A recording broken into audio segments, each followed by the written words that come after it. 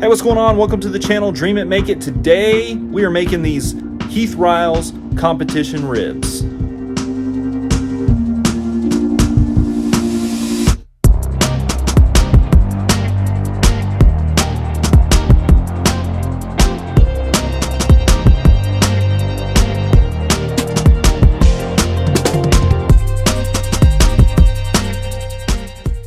Alright, so the first thing you want to do is get your ribs and get the membrane removed. I've already done that on both of these racks of ribs, and now all we're gonna do is hit with some mustard.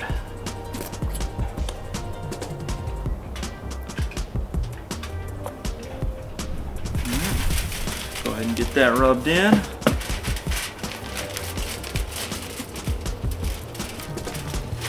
You want to be careful not to go overboard on your mustard like I did on that rack, but I didn't get enough on this one, so I'll just bring it over here. There we go. Alright, now that we got the mustard binder on the ribs, we're going to go ahead and hit it with a light coat of the garlic jalapeno rub.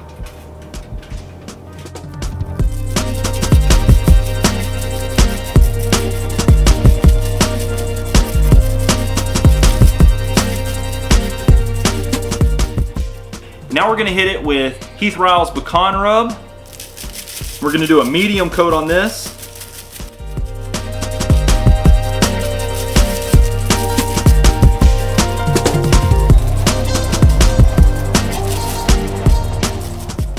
To finish it off, we are going to hit it with Heath Riles honey rub.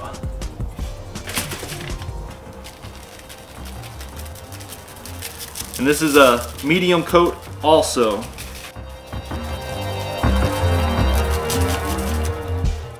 And what I'm going to do is I'm going to let this sit here for just a minute and sweat out. I'm going to check on my fire back here, and then we're going to get these flipped over. We're going to do the exact same thing.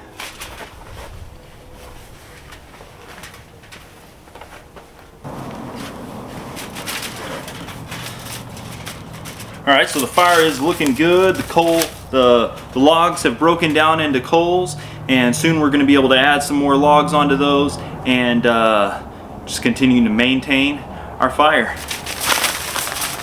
Alright, we're going to go ahead and get these flipped over.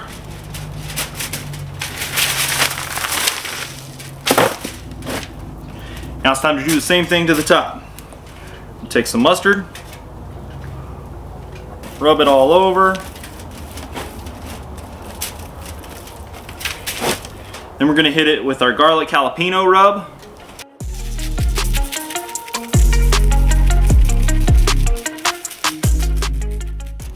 Then we're going to hit it with the pecan rub.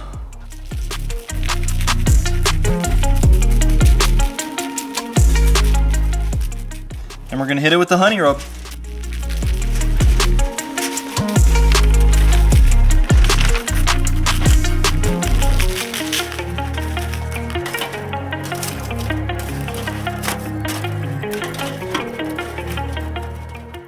Alright, so before I ever seasoned the ribs up, I had to get the fire going. I did that about 30 minutes prior to seasoning the ribs. And normally I run the V method here on my Oklahoma Joe's Longhorn reverse flow. And the reason why I run the V method is it just works so well for me. I'm able to get really low temps, around the 2 to 225, very nice and consistent. I can also push it really hot and get it up to the 250, 275. In fact, yesterday I pushed it to the 325 range, which was cooking, and on purpose. But I'm trying a new method. What I'm doing here, and the reason why I'm doing this, is recently I went down and visited some of the best barbecue in Texas. In fact, one of the places was the #1 spot, Goldie's Barbecue here in Texas, and I saw the bar set, and I'm going for that bar. So I'm going to try as many different methods on this offset that I can to get the absolute best smoke flavor. The V method gives killer smoke flavor, but I want to try other things, and so that's what we're doing. We're trying this out. We'll see how it goes. To serve these ribs well, I will do my absolute best to run 275, and I can guarantee these ribs are going to be phenomenal.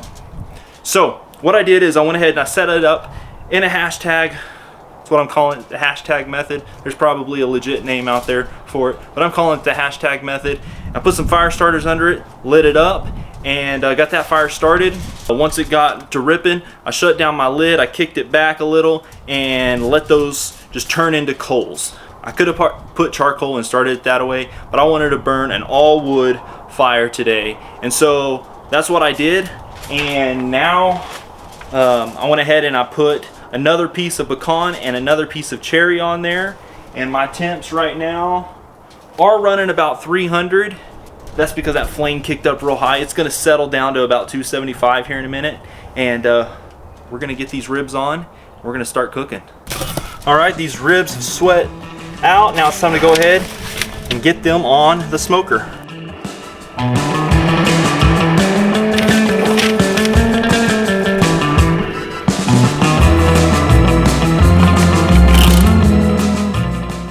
After they're on there, you want to go ahead and squunch them up. That way they cook nice and pretty, nice and straight. All right, there we go. Let's get this lid shut back down, get those temps at 275 and continue rolling. We just got the ribs on the smoker, the lid shut down, our temp is creeping up. It's at about 250 right now. The lid's only been shut for about like 30 seconds. It's gonna continue to rise. We're gonna get this sitting about 275. These ribs, according to the way he cooks them, 2 hours untouched. And then we're gonna wrap these bad boys up in a delicious, still can't say it. You know what I'm trying to say. Butter bath. Let them go for another hour, pull them off, glaze them up. I mean, these ribs at the end of this cook are going to look phenomenal. Competition style ribs, tasty. Just hang in there with me. It's gonna be good. All right, so this is the second time that I've done this cook. I did this exact cook 1 week ago and it turned out awesome. The ribs were amazing, and that's how I already know that these ribs are killer. However, I shot that entire video and I messed up the beginning with some camera settings. And so from here on out, I'm gonna go back to last week's cook, and because I've got some other really cool things that I wanna record today. I've got 2 new smokers. Well, one's a grill, the other's a smoker / grill. Can't wait to show you those. But for the remainder of this video, it's gonna be a little different shirt, and it's gonna look a little different, but the ribs are gonna be killer. I'm cooking them the exact same way, other than the hashtag method that I talked about just a minute ago. Last week I did the V method, so at the end of this video, I'm gonna come back and I'm gonna talk about the hashtag versus the V method, what I like about the two, what I don't like about the two, and I'll let you know my thoughts at the end of this video. Alright, so I went ahead and I got our Heath Riles butter bath, and I've got 2 scoops of a 1/4 cup and 2 scoops of a 1/3 cup of apple juice, 1/4 cup of the butter bath, the 1/3 cup of the apple juice. Go ahead and get that shook up real good.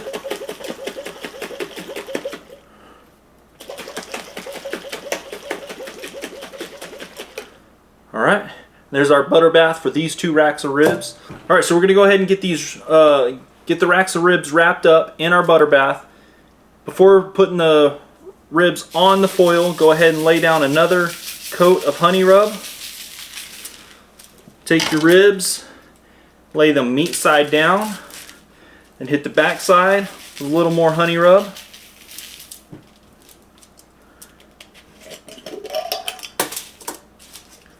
We're going to go ahead and pour a little bit of this butter bath on these ribs. Watch and make sure you don't get your butter bath everywhere.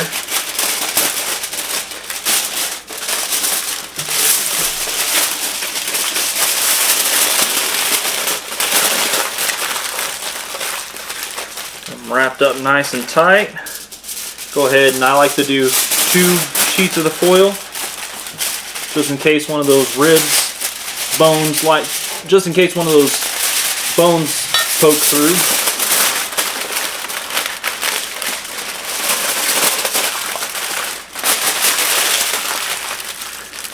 All right, we're gonna do this exact same thing to this other rack of ribs, and then we're gonna get them back on the smoker.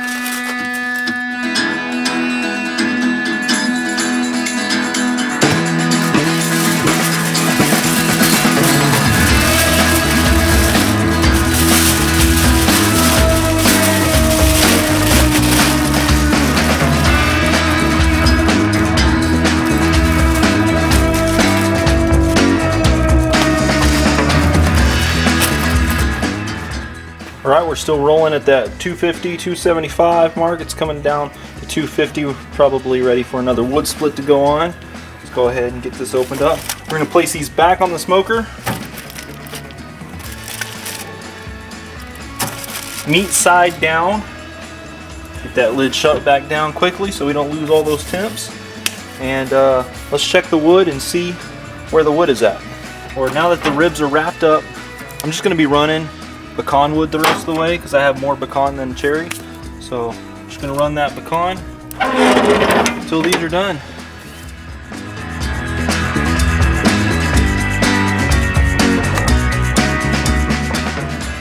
All right, we went ahead and got the ribs back on the smoker. They're gonna sit on there for 1 hour.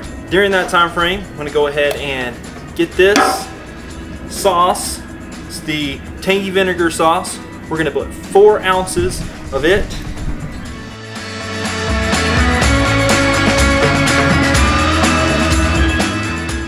4 ounces of that to 8 ounces of his sweet barbecue sauce.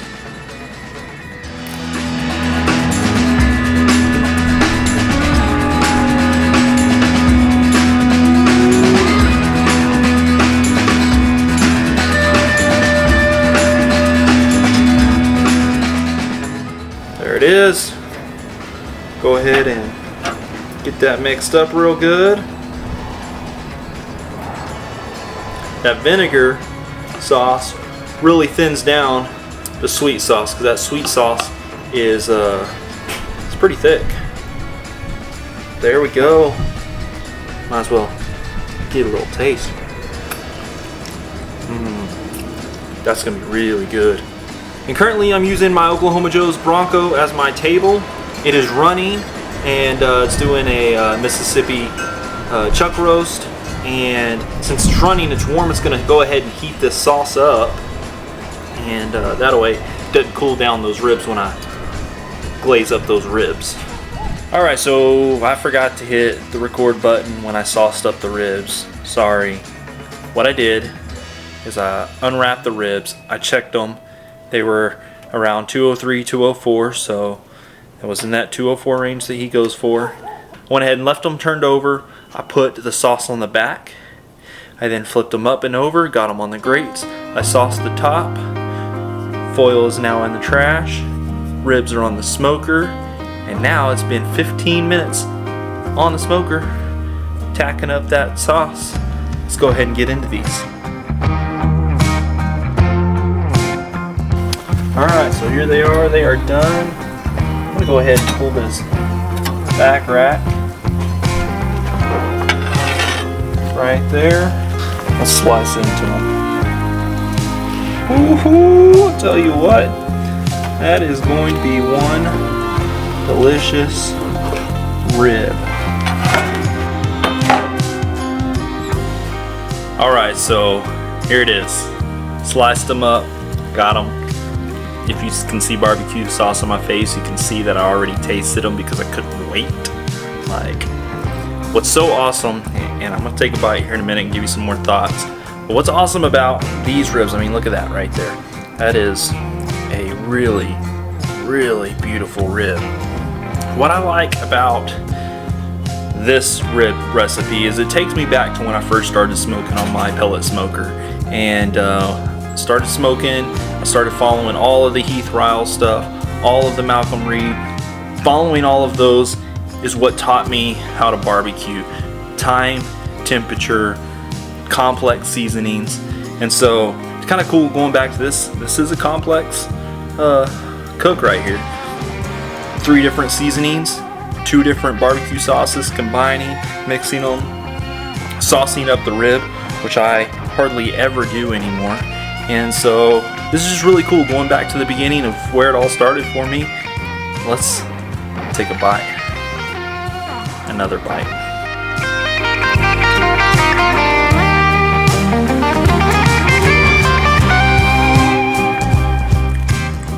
There is so much flavor in this rib.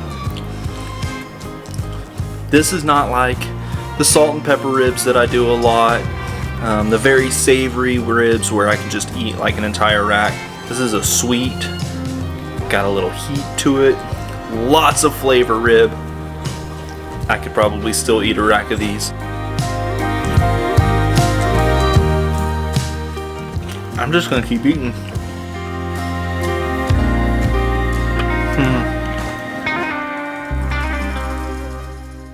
Alright, so I just finished up this rack of ribs, the second cook of the ribs, back in this shirt again, and just wanted to say those were just as crazy good as the first rack of ribs. I really didn't notice any difference in smoke flavor opposed to running the V method like I normally do, and I think that is because if you watch my V method video when I very first released it, I used quite a bit of charcoal, but I've changed it now to where I just use a little charcoal at the beginning to get the splits going, and then by the time the meat actually gets on to the smoker, those coals are pretty much burned away, and I'm cooking on real wood coals the rest of the way. And so I didn't notice any flavor difference between the hashtag and the V method. I am going to be doing a future video where I do compare the two, so that we can really see the difference there. But the hashtag method is so much more difficult to maintain steady temps. It was like I'm either going to hit 300 or I'm going to drop to 250, and 275 was very hard to just stay. With the V method, I can hit that 275 and put a split on in about 20 to 25, sometimes even 30 minutes later. I open it up and I check out the split, see how it's doing, and then I add a second split and it'll kick up, and that what it does is when the splits burn down, the temperature usually drops just a little, and then I put the next one on and it comes up, and it comes up above 275, and then it'll drop back down at 275, and it'll ride, and then it'll dip, and then I'll put another one on, and it'll come up a little, and then it'll drop down back to 275, and then it'll ride a little. Same thing over and over and over. With this, the hashtag method, it just was like, and maybe it's something I need to continue to work on, and I am going to continue to try to figure that out, because I like it. One, I like the way that it looks on video and pictures, and fires it just looks cool. Looks way cooler than the V method. V method looks cool, fire looks cool. There's just, you know, something about that hashtag look that you see on all these 1,000-gallon offsets. Kind of want to be able to recreate that on the Longhorn. If you like this video, hit like, subscribe, get outside and go make some crazy good barbecue.